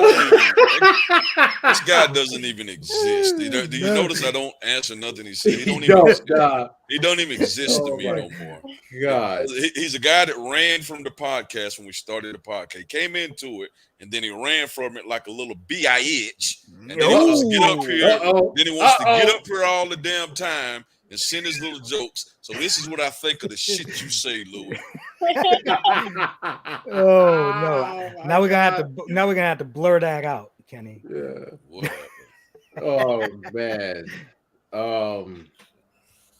So go ahead, King Mega. So tonight, I know I had this brand a while ago, but I haven't tried this flavor yet. It's been in the fridge for a minute, but I got Lost and Found. Okay. Hold on. Let Cherry. me blow you up real quick. Yeah. Lost and Found cherry lemonade. Cherry lemonade. Cherry Okay. lemonade. Okay. Yeah. I'm always used to the cherry limeade. So they Yeah, I went guess with the cherry lemonade. limeade. Okay. Never heard of cherry lemonade. Hey, Yeah, learn something Lost new and every day. Found cherry lemonade. So, as usual, we're gonna give a little sound check. I don't wrestle midgets. Wow.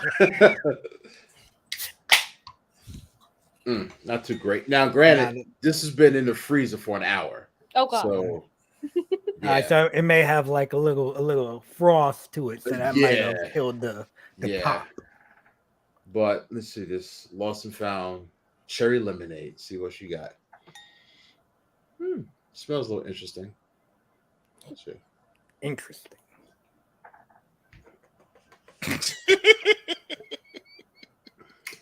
You should have let Mo see that. I should have. Go at it again.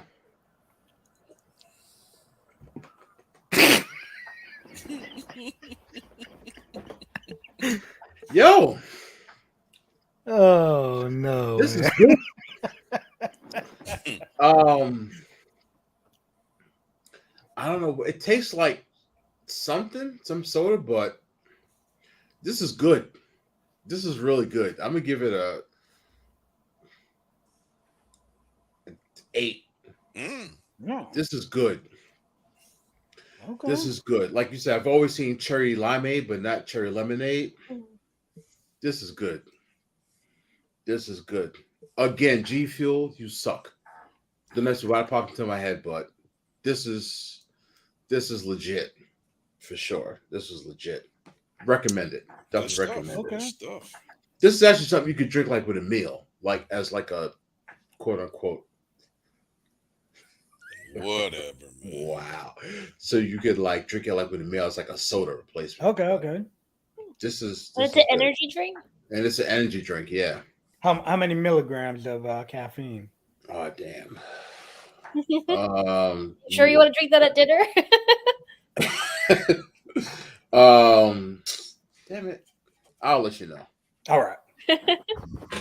Katya, you got anything to drink? I do, but it's not alcoholic and it's not. Listen, no. That's kind of my game. That's our thing, you know. Kenny's got the adult alcohol, beverage. I got the beer. Yep. Mega's got the energy drinks, you know. You do your thing. I'm more sparkling water and kombucha. Yeah, there you go. Like out somewhere or how they want to look at it. But tonight I'm drinking Spindrift, but this time it's a grapefruit flavor. Okay. Spindrift. Carbonated? Yeah, it is carbonated. Yeah. Not you, Katya. This fool ass Louis. You see this? Oh my god. This dude, man. Why do y'all keep giving him shine, man? Quit putting his shit know. I know. It is entertaining. Is that your brother? Yeah, that's my brother. Yes. Oh my gosh. It's entertaining. To you. Grapefruit. Does it taste like grapefruit? It definitely is. Yeah, it definitely tastes like grapefruit. Because it looks like, let's see, the only ingredients is carbonated water, grapefruit juice, orange juice, lemon juice, and hibiscus for color. So there's no artificial coloring. So it really tastes like a citrusy, but you do taste the grapefruit. Yeah. So I noticed with more natural energy drinks or sodas or sparkling waters, there's like this aftertaste, or you just something I guess it's just natural about it, but it doesn't taste all that great. Does that taste good enough for a soda replacement? So I would say not Spindrift. This is more like water replacement if you don't want boring water, something light. I would say like if you want more like soda replacement, to do like the Olipop or the Poppy cans, or do kombucha, because those have more like flavor and even more carbonation. This is like lightly carbonated. Okay. Yeah. Okay. Okay, I actually might like that 'cause I don't like carbonated like water, so I actually might like it. Yeah, like it's not like Perrier has more Better carbonation. boot. San Pellegrino is like medium carbonation. Mhm. This has like even less than that.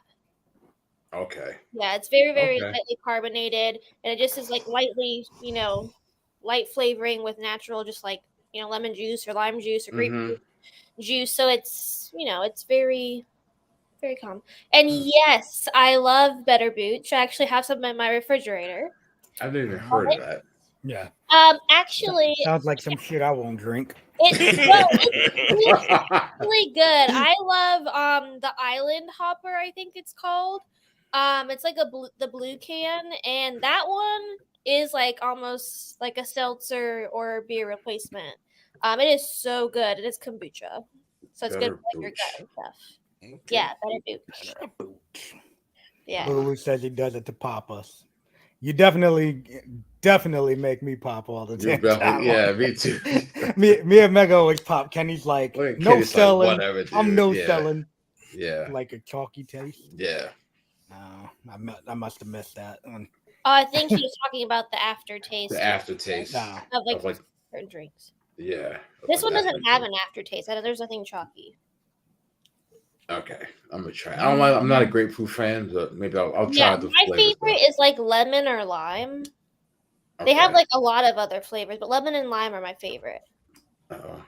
Carmelita goes. She has that one in the fridge. You should do a booch test every week. Well, I almost had kombucha tonight, but I literally have a ton. I love Better Booch than I have. It's called like Dr. Brew, I think, and it's like in a brown like jar almost. But yeah, I always have the Better Booch and kombucha, so I could always have one of those out. Better booch. There we go. Okay. Some of you want to talk a little bit football. We only got a couple football topics. I guess we could. Yeah, I'll just do a couple.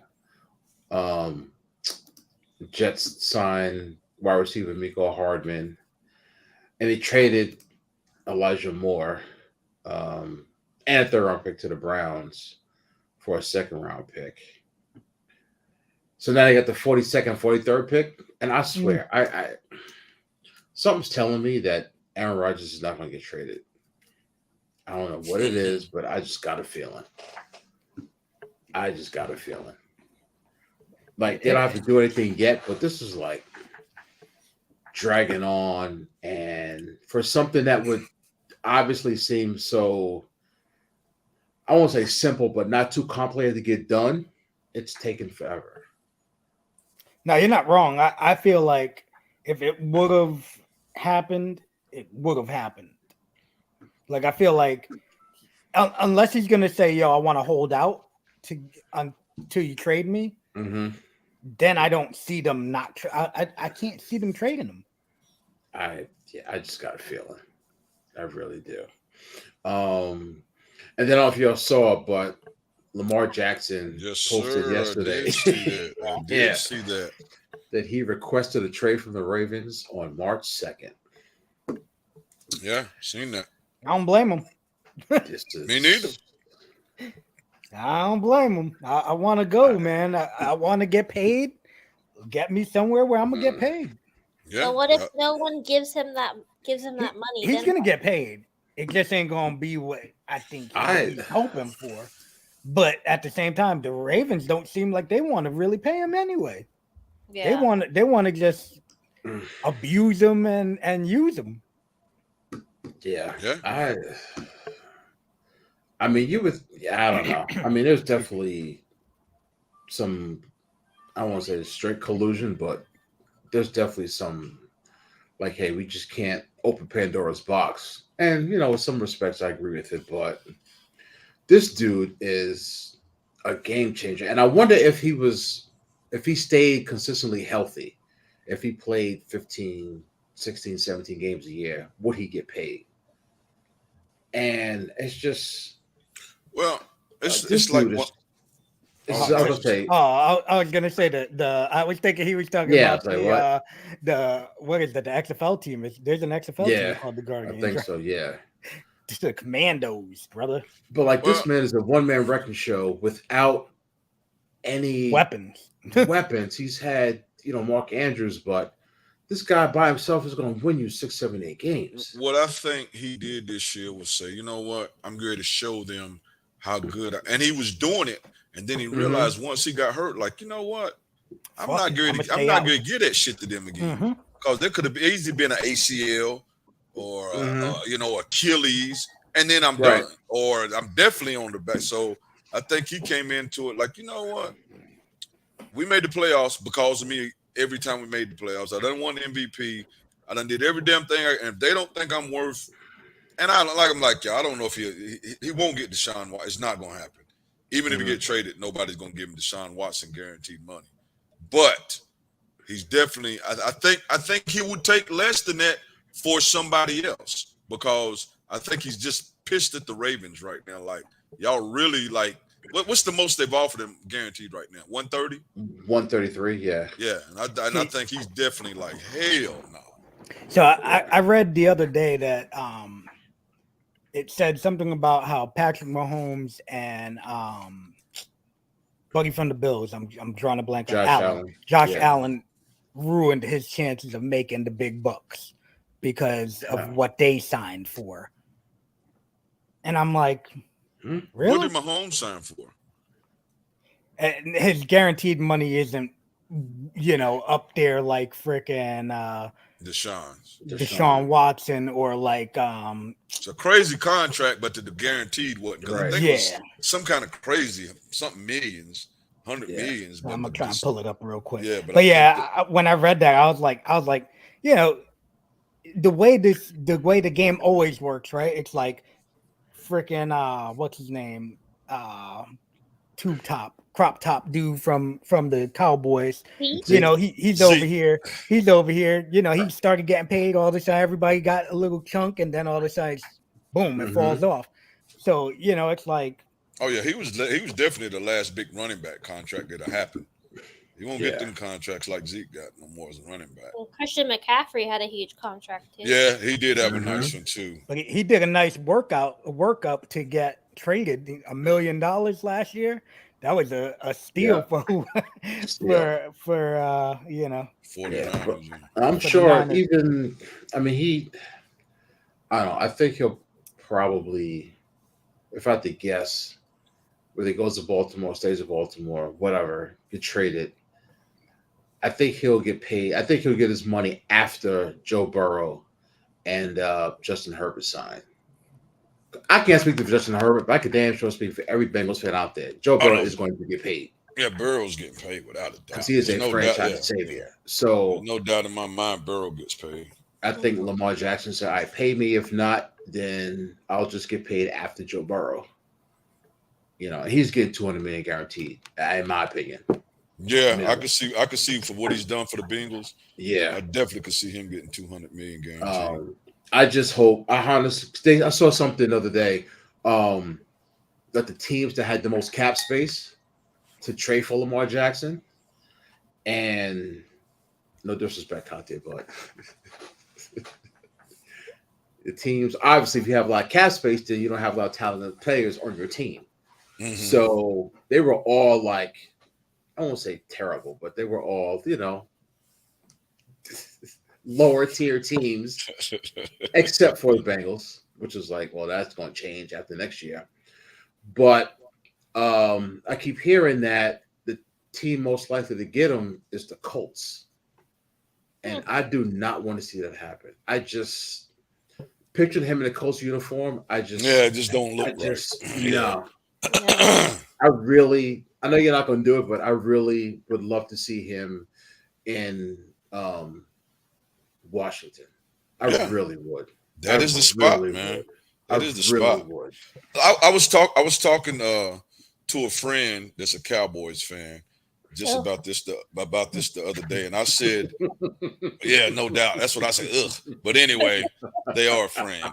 So, and I was telling them, I'm like, we already made with the quarterback.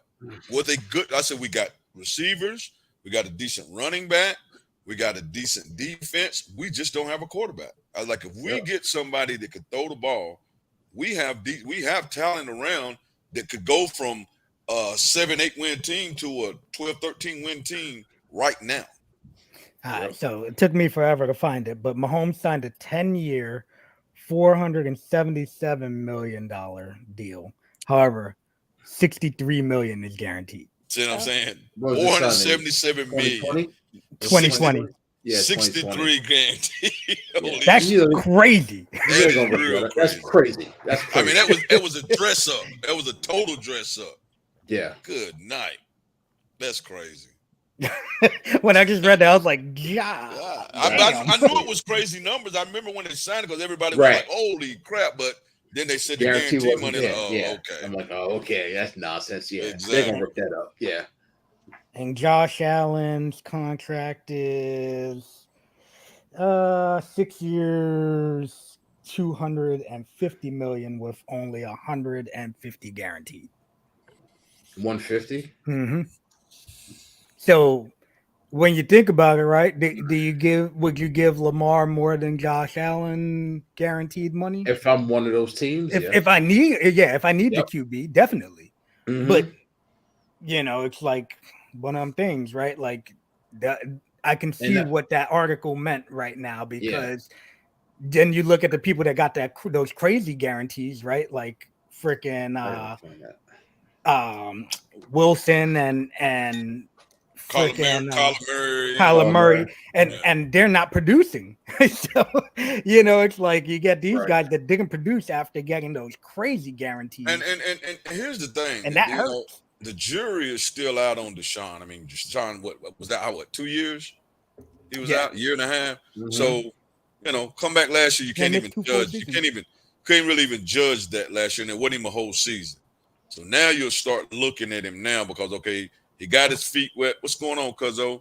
He got his feet wet last year, and now he's come back this year, been in the system. Got to get the speed of the NFL again. So, we come back to see what Deshaun, did he lose a step with having to sit out them years, or was he just, hey, I just needed to get back used to the speed, and now I'm off and running, being the Houston Texans, Deshaun Watson, because that's all they had was him and Hopkins. Yeah, no, you ain't wrong. I'm interested to see what happens though, but I feel like Lamar needs to get paid, man. I hope he gets out of Baltimore because they're playing that game with him, and it's a shitty game, And here's the sad part: there's nobody else they're even paying to say, well, we're going to take away from talent if we pay you. It's like you've been giving him shit talent every year he's been there. You've never had him a number one. I think a couple of years they had him a decent running back, maybe the defense okay, but as far as receivers, I think he had a tight end, but receivers to throw to, you ain't gave him a number one receiver the whole time he's been there.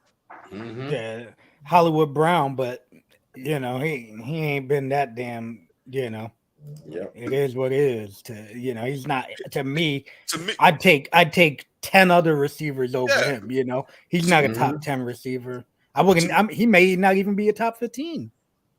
To me, my theory on that would be, we know he can run the ball. We know he can make plays with his feet. Let's get him weapons. A couple of decent, maybe a one and at least a two receiver, and see what the hell he could do. You're not even gave that to him to see what he could do. Yep. That's sad. And I hate playing and don't want to never play the race card, but it's like, what are y'all really doing? I mean, like, you motherfuckers will pick up these Carson Wentz's and these guys and keep floating them around the damn league and don't get it. Exactly. You give Kirk Cousins $80 million, and that was a great contract with all this other shit kicked in. These kind of guys, Kirk Cousins been a mediocre at his best, a B quarterback. Mediocre to B quarterback, because every time the big one came, he couldn't win it, but he could give you numbers. And then you'll get this man $80 million guaranteed. Like, what the hell are y'all looking at? Ravens. I'm Yep. like, then he should get a not attorney, but what'd you call the people that represent you? Agent? Should get an agent. He's just like, well, maybe that man don't want to give somebody a third of his damn money. Mm-hmm. But what do we have to talk about? You see Yeah, what I do on the field. Yeah, there was I forgot who it was, but somebody it was talking about, and they mentioned like 3 or 4 players who negotiate their own deals without agents. They were quarterbacks, but they got like money. And the latest one, Larry Tunsil, doesn't have an agent. Yeah, and he's the highest paid left tackle in football with the Texans. You could do it. You definitely could do it. Like I said, maybe some of them guys don't want to give a third of their money up. Right. And if you're not that guy that goes out and you're high rolling and you're not a diva, and you can sit down and look over your contract with a lawyer and with your people and say, yo, okay, yeah, that's good. Go do it. Yeah. I mean, you got guys like who gonna need it because they ain't gonna sit down and look at a contract. Like, that's your job. I'll pay you to do it. Just call me when they get it right. But this guy's actually like, I'm a part of my career, So So in order to just to add him to your roster, you need his cap hit would be a little over $20 million. So the Bengals signed a couple of guys yesterday, so now they're only at like $18 million. But here are the teams that could just add Lamar Jackson to their roster right now without releasing anybody. Without making no moves. So we got the Bears at $38 million in cap space. They ain't gonna do it. They ain't gonna do it. The Carolina Cotias at 28. What's up, brother? What's up, chilling? They're not gonna do it. The Lions is interesting at $25 million in cap space. And if they were to cut Jared Goff, I'm not sure what the cap it would be, but I don't think they're gonna. I think they're gonna ride with Jared Goff. I think because Jared played a little decent at the, especially toward the end of the year. So I think what they got invested in him, like it ain't killing us. Hey, we can get more talent around it with So I think they ride with Jared. And would you say Carolina could get him? Yep, they got $28 million in cap space. Fourth, Houston, $25 million in cap space. I wouldn't want to see him go to Houston. I wouldn't want to see him go. Don't even make me an offer, Houston. Yeah, don't even make me an offer. Don't make me an offer because I don't even want that. I'm pulling the Eli Manning. I will not play. What team would he refuse to play if they drafted? He told him, "Don't draft me because I won't play for y'all." That year he came out. The Chargers. Yeah, the Chargers. Yep. Now, and fifth with $22.8 million, Green Bay. They're not gonna want him. No, because they're gonna probably get a young boy. They're gonna get the young boy. They're gonna get a young boy a shot now. They're gonna give him a shot. Then the Falcons at $22 million. They signed Heineke, and they got Desmond Ridder. Yeah, but I would. Oh, I still would, but I doubt if they will just because of that. See, I think teams like Atlanta's in a rebuilding. And it's kind of a rebuilding thing. So they say, okay, we plug somebody in here to make us somewhat competitive, and we just build everything else around. Right. And then, if we have to try to get a quarterback later on, if that's the final piece, we'll do what we have to do. So I don't think they'll do it. Seventh is Arizona. They're not going to do it. They got they got Kyler Murray. Got him tied up for all the millions. And then the Colts with $21 million in cap space. And they could try to make a splash because what they bring in a new coach. So they could try to, hey, with the new coach, we're going to also bring in Lamar, which I hope don't happen. And that running back is still there, right, too? Running back still there, and they got a good offensive line. Okay. That would be weird, but. That would be weird. Yeah, that's the good word. It just picture him, it's just weird. Exactly. In that uniform, you just don't see it. But it's just, if you had this conversation 2 years ago, Lamar's going to be a free agent tomorrow, you'd have 28 teams lining up. And it's like, you could have him. I really hope somehow he makes his way to Washington. I really do. I would love it. Come on, Lamar. Come on down. About 30 miles away. You ain't even got to move out of your house. Nope. And then speaking of that, so the last topic. So 2 groups have officially submitted bids for Kenny's Commandos. $10. Good night. Mm-hmm. A lot of money. One group is led by Yes, it is. Josh Harris, and Mitchell Rails. I think they're combined worth like $7 billion. And then I'm not even sure how to pronounce this Greek dude's name, Steve Apostolopoulos. Yeah, that looks like what you said. Yeah. He's worth, I think, his family's worth $4 billion. But the first group with Josh Harris and Mitchell Rails, Magic is a part of that group. So you're gonna have some Dodgers and the damn Commanders? And Commanders, yeah. Woof. Yep. And then I saw this today. Guess how much Dan Snyder paid? Well, him and some investors paid for the. Oh man, that got over. I guarantee you that. Oh, come on, Chili. Chili. Come on, Chili. I don't know about that, Chili. I don't know about that, brother. They paid $800 million, and it's geared to sell for $6 billion. Dollars.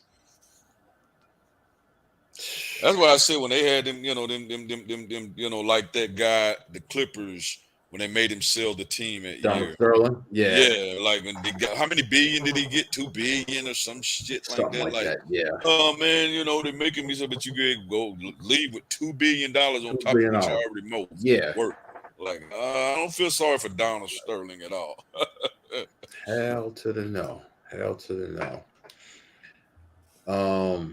That's it for this week. Okay. Chili. Next week.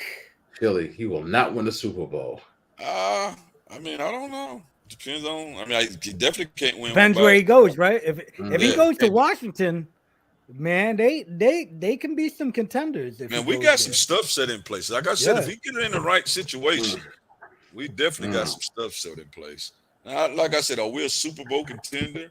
I think if he lands with us, it definitely puts us high in the playoffs. And then 3 games. What is it? 3? Play 3-4 good games in the playoffs. Yep. It's kind of high. If you get hot. Yeah. But we didn't do a Kenny's Corner this week because we kind of had the boxing girl on. But I do want to talk about the Caleb Plant, David Benitez fight. And you ain't got to flash the Kenny Corner stuff. It was a very highly contested fight. It was a great fight. For the people that don't know, Caleb Plant lost to Canelo last year by knockout in about the 9th, 10th round. Canelo fought it. He won early rounds just like he did against Benavidez, the Mexican monsters, as Mike Tyson called him. But in the end, same thing. He won, I think it was 4-2 after 6 rounds. Plant, he went out there, he boxed, he moved. Plant got fast hands and good feet. 22-foot ring they fought in. That's a big ass ring. Yeah, 22-foot ring. Yeah, and damn. Yeah, and that's the big wrestler ring. Yeah, that's like 18 by 18. Yeah. Right. I think WWE is 20, ain't it? It's 20 by 20. Yeah, that's WWE. But anyway, Kaylee Bayless, who's normally a good ref, he let Caleb Plant goddamn do jiu-jitsu all night. I'm talking about hood, grab, grapple. I mean, and didn't warn him, didn't do nothing. But Benavidez finally caught up with him in about the 7th round is when he took over. And I give Caleb Plant one thing. He stayed on his feet and finished the fight. But from about the 9th round on to the 12th, he took a damn beat. I mean, and that 11th and 12th was like, damn, are they going to stop the fight? I mean, he was putting him, I'm going to tell you how bad he was beating him up. They was like enemies, didn't shake hands before the fight, talk junk. After the fight, Benavidez was like pounding him, like, dude. And he came to the mic, was like, man, I can't even be mad at this guy. Like, he was like, God damn, the heart he just showed. So but yeah, he took a beat. But it was a great fight. Didn't get a lot of talk because, of course, the Tank and Garcia fight that's getting all the talk. But that fight really was pushed up under the rug. But that was a high level fight. So now Benavidez actually right after the fight called out Canelo Alvarez, who's fighting I think in May. I think he's fighting John Ryder. I've never heard of him, but supposedly if he wins that fight, him and Benavidez, or he goes back and fights Bivol around the September area. I think they're talking, so we'll see. But yeah, it was definitely a good fight. It was a fight night on. Peter Yan, I think was his name, fought somebody. I didn't watch that. No, that wasn't Peter Yan this week. What was that this? Was a couple weeks ago. But it was a name. I know it was names that did the main event. I can't remember who they was. I think you sent it to me. But I ain't gonna lie, I watched the boxing because it was a good card all the way together. It was like 4 good fights on that card. But yeah, that's pretty much all. I definitely wanted to talk about that fight because that was a big fight. It wasn't a little fight, and it didn't disappoint. The guys, the undercards were good. Some controversial decisions on the undercard. The little guy named what they call him little. It used to be called Little B-Hop. Now they call himself Primetime Colbert. Chris Colbert fight on the undercard and lost, but they gave him the win. But he got his ass whooped. Got knocked down in like 30 seconds of the fight. I mean, like knocked down, but they end up giving him the damn the decision. So yeah, but the UFC with Sanhagen and Cheeto Vera. There you go, Sanhagen. Cheeto looked like he just couldn't handle that. Sanhagen's stance changes and everything like that. Yeah. So, but yeah, this week I'm thinking my homeboy, thanks to him in my top left, sent me some fight schedules, and I'm looking at it online now. So that Robinson Ramirez and Isaac Dogbay this weekend is going to be on should be on ESPN Plus. That should be a good fight. Both of those guys are action packed. So if anybody's into boxing and want to see somebody who's not superstar status but a good fight, that is ESPN 12-round fight this weekend. Isaac Dogbay against Ramirez. And that is it for me. Shit. Yeah. The only thing I really got, man, is Thursday baseball starts. Yep. And you know your boy's excited for some baseball. Ready to roll. And the Yankees finally pulled the trigger and decided to rock with a 21-year-old rookie at shortstop. Wow. Okay. Yeah, and he won it out in spring training, which is awesome. You know, he played his ass off and deserved the spots, and he got it. So, you know, about time that the Yankees actually did that. I think they're rolling out with 2 rookies on their starting roster. So, you know, hey, I'm excited to see what's going to happen. And I guess we'll go from there, right? Cocktail, we got any hockey news? Well, I'm currently watching. Don't tell me you're banned from the games. No, I'm currently watching us getting spanked by the Lightning, but yeah, hockey has been Tampa Bay Rangers. Tampa Bay Rangers.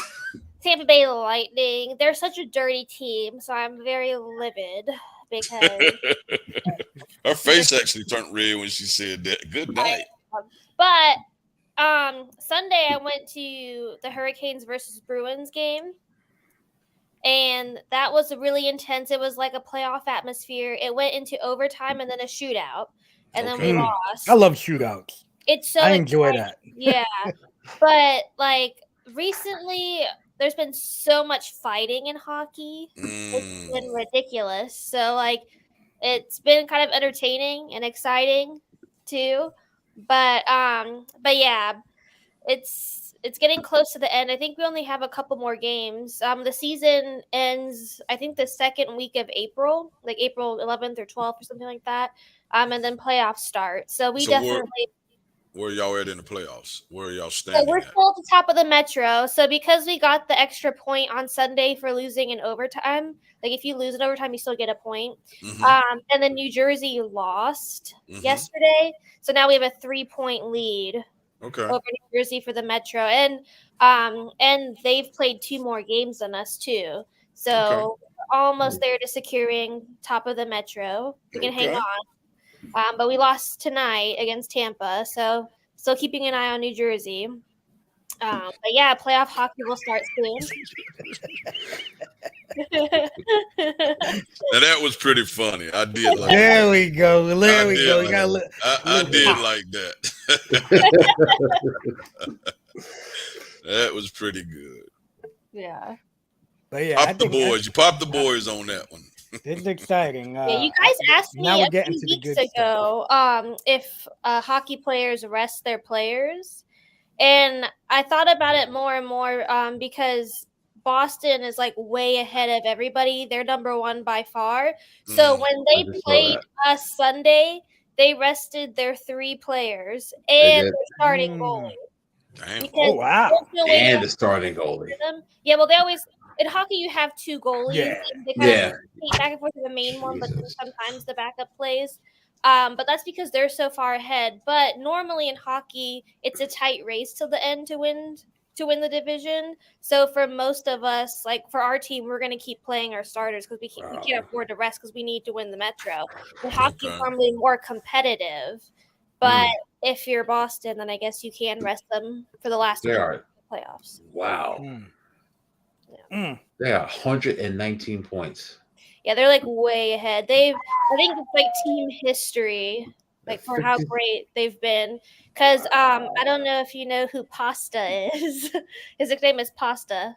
Pasta? Really? Mm-mm. His last name is Pasternak. He's one of the top like players in the league. I watched his 50th goal, and he made some like whatever Bruins history.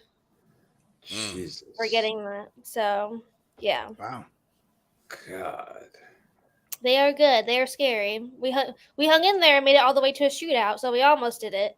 We beat them when we saw them like a month or 2 ago, but yeah. So did they at least put in their stars for the shootout, or they beat y'all in the shootout even with the backups? Damn. Well, it's not there. Yeah, you have some alternates, but that's how good they are. And 2 of our star players are injured and out for the playoffs, so okay. It doesn't look too good for us. I mean, postseason, but we were able to hang in with Boston despite our injuries. So, but they didn't start 3 other players. Jesus. Yeah. I mean, Boston and Carolina are only teams who haven't lost 20 games yet. Right. So but Jesus. Even I know 119 points is crazy. That's crazy. Yeah, it is crazy. The Hurricanes made a record, and they were the fastest to hit 100 points in franchise history. Okay. Well, that's pretty cool. Yeah. Wow. That's insane. Maggie, you excited for opening day? Why they I saw your your second baseman or your shortstop got sent down? Vaughn Grissom, yeah. Your second, he's your shortstop, right? Mm-hmm. They sent him down to. Why was he not producing during spring training, or no? He's just got options left. Okay, and so they want to play they'll play Arcia play the gimmick. Well, he was up last year, but they could send him down, but they want to keep. So he plays second and short. He's really shortstop. Played second and short last year, and then they had this other shortstop prospect who's been playing well. Sent him down, but they opted to keep Arcia and then have this other infielder, Ihir Adrianza, who can play second, short, and third. Arcia with Milwaukee before? Yeah, he was. Okay. He's got some pop though. He got some pop. He can only play second and short, so they figured for the bench, keep Arcia, but that's not going to last till that will probably last till April. Guys, I have to run. All right. Yeah, my son is calling me, so let me see what he. Well, I'm ready to wrap this up Yeah, anyway. let's wrap it up. I'm ready to. All right. Well, we'll eat thank some everybody grub. for checking us out. Kenny, As thank always, you.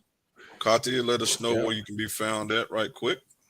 You can find me on Instagram at the Fit Katia and Fit by Katia, and I've also started a TikTok with the same name. Oh, Okay. Are you doing TikTok dances? No, I may have to look into it, but Oh, Jesus. one of them I've had for forever, and I This haven't guy been is active killing on me. it, and then I'm back, and then I have 2 pages on there. I'm gonna get back Okay. into it. This guy's an idiot. Look at this guy. Look at this Good guy. night. This guy's an idiot. Thank Good you, night, Carmelo. Carmelate. Good night. Peace, Louis. Hey, Caramel Latte, I know you're excited for opening day. Oh, God. You missed it because you walked Hey. away, but we talked about Anthony Volpe. They for- actually for a did little- do something. a- They a actually hot did do something second there. smart. That's they did Exactly. something smart. Well, I talked Wow. about it. So Good. next week we will see y'all Tuesday. Thanks, Thank Chili. y'all all again for tuning in. Chili. And if Cody Caramel Rhodes doesn't Latte. beat Roman Reigns, I'm going to go on a 10-minute rant. He will, but if he doesn't, I'm going to go on a 10-minute rant. Listen, I like his sister Lana way more than Cody. So it is what it is. His sister. Yeah, his sister Lana. Anyway, see y'all next week. Exactly. Bye-bye. Peace. Peace. Peace. Yeah, peace.